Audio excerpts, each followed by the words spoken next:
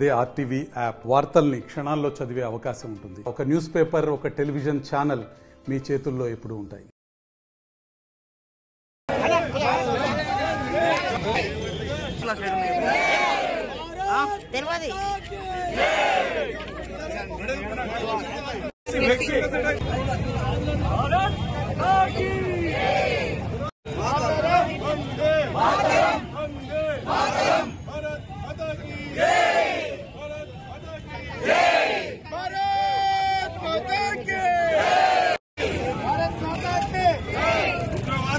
Encounter చేయాలి. ఉగ్రవాదులను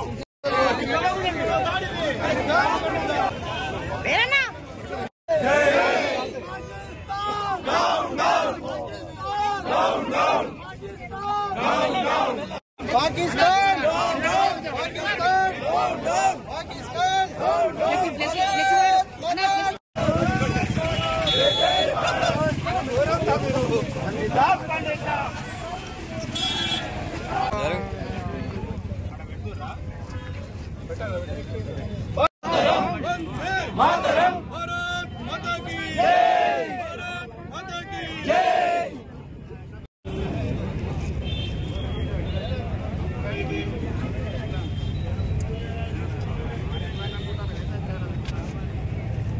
కాశ్మీర్లోని పండల్గాంలో ఎవరైతే భారతదేశ వ్యాప్తంగా పర్యాటకులు అక్కడికి వెళ్ళడం జరిగింది. అయితే ఆ రోజు మధ్యాహ్నం 2-3 గంటల మధ్యలో మిలిటరీ దుస్తులలో వచ్చిన తీవ్రవాదులు అక్కడ వాళ్ళందరి ఐడి కార్డ్స్ తీసుకొని అందులో అక్కడున్న మగవారిని కాల్చి చంపడం జరిగింది. దాంట్లో 26 మంది మృతులైనారు, ఒక 20 మంది తీవ్రంగా గాయపడడం జరిగింది. అయితే మిగతా వాళ్ళందరూ కూడా ప్రాణభయంతో అక్కడ నుండి పారిపోవడం జరిగింది. ఇప్పటి వరకు కాశ్మీర్ చరిత్రలో ఎప్పుడు కూడా పర్యాటకుల మీద దాడి అనేది జరగలేదు. ఎందుకంటే కాశ్మీర్లో ఒక 20% మంది ప్రజలు పర్యాటకం మీదనే జీవించడం జరుగుతుంది. అందుకని సాధారణంగా వాళ్ళు ఎప్పుడు కూడా పర్యాటకుల్ని ఇబ్బంది పెట్టడం అనేది జరగదు. అయితే లాస్ట్ మోడీ గారు ఏదైతే చెప్పిందో ఆర్టికల్ 370 రద్దు తర్వాత కాశ్మీర్లో ఒక శాంతి భద్రతలు పెంపొందినాయి. దేశవ్యాప్తంగా ఉన్న పర్యాటకులు ఎవరైనా కూడా కాశ్మీర్కి రావాలి అని చెప్పేసి చెప్పడం జరిగింది. దాంట్లో భాగంగా గత 2-3 సంవత్సరాల నుండి కూడా కోట్లాది మంది అక్కడికి వెళ్ళి ఆ పర్యాటకులు అక్కడికి వెళ్ళడం అనేది జరుగుతుంది. అయితే నిజంగా అక్కడ ఎక్కడైతే సంఘటన జరిగిందో అక్కడ భద్రత అనేది ఏమాత్రం కూడా లేదు. దీనికి ఇంకొకటి ఏంటంటే ఈ సంఘటన జరగడానికి ఒక వారం రోజుల ముందు అక్కడ కాశ్మీర్ ఆర్మీ చీఫ్ కాశ్మీర్ అనే పాకిస్తాన్ ఆర్మీ చీఫ్ కాశ్మీర్ గురించి మాట్లాడడం జరిగింది. కాశ్మీర్ పాకిస్తాన్ జీవనాడి, దాంట్లో ఎప్పటికీ కూడా మేము కాశ్మీర్ను వదలము అని చెప్పేసి చెప్పడం జరిగింది.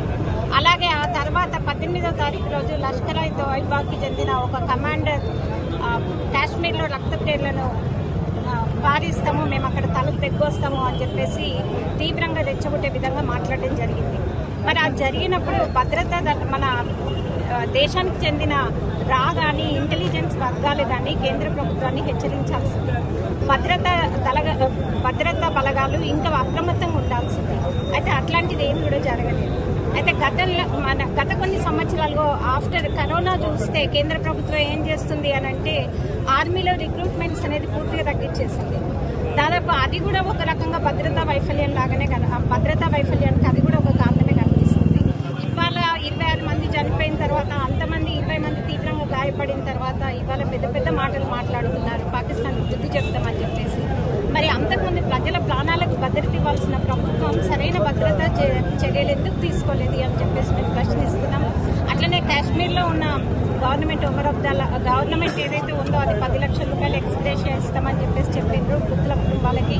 అయితే కేంద్ర ప్రభుత్వం కూడా మృతుల కుటుంబాలని ఆదుకోవాలి అని చెప్పేసి కేంద్ర ప్రభుత్వాన్ని కూడా మేము డిమాండ్ చేస్తున్నాం.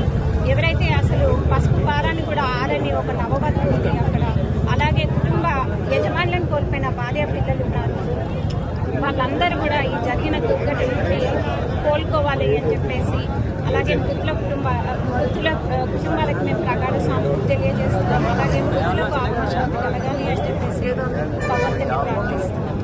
జై. మరిన్ని వీడియోస్ కోసం ఛానల్ ని సబ్స్క్రైబ్ చేయండి. లేటెస్ట్ అప్డేట్స్ కోసం వాట్సాప్ ఛానల్ ని ఫాలో చేయండి. అండ్ లింక్ డిస్క్రిప్షన్ లో ఉంది.